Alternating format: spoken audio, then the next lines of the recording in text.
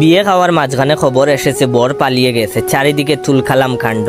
এইদিকে আমার প্লেটে মাংস কম পড়েছে, চারিদিকে চেয়েও মাংস নেওয়ার মতো কাউকে পেলাম না। অবশেষে অনেক উকিঝুঁকির পর দেখি কন্যারে গিরে সবাই দাঁড়িয়ে আছে। প্লেট হাতে নিয়ে বাবুর্চি টাইপের এক লোকরে বললাম, ভাই সাব গরুর মাংসের হাড়ি কোথায়? সে আমার দিকে তাকিয়ে কর্কশ স্বরে বলে উঠলো, ছেলেও উদাও হয়ে গেছে আর আপনি খাবারের পিছনে এখনো পড়ে আছেন। বুঝলাম না, ছেলে গেছে তো কি হয়েছে, আমারে দাওয়াত দেওয়া হয়েছে, আমি খেতে এসেছি।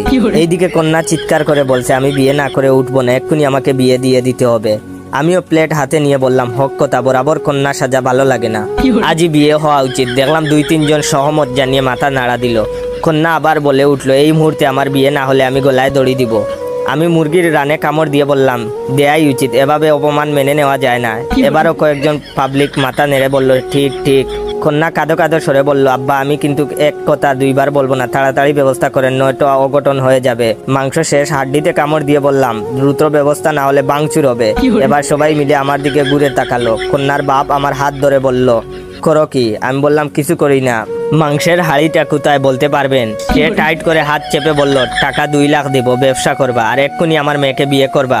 আশেপাশের সবাই বলল, ঠিক ঠিক, বিয়ে করা উচিত, সহমত। আমি 2 লাখ কেন 10 লাখ দিলেও বিয়ে করবো না বলতে গেছিলাম, কিন্তু সবার চোখের দিকে তাকিয়ে ভিতরের কথা ভিতরে রয়ে গেছে। হবু শ্বশুর আব্বা আমাকে টেনে চেয়ারে বসিয়ে বললেন, এই জামাইরে মাংস দিয়া যাও। মাংস দূরে থাক, পানিও এখন গলা দিয়ে নামছে না। এ কি মুসিবতে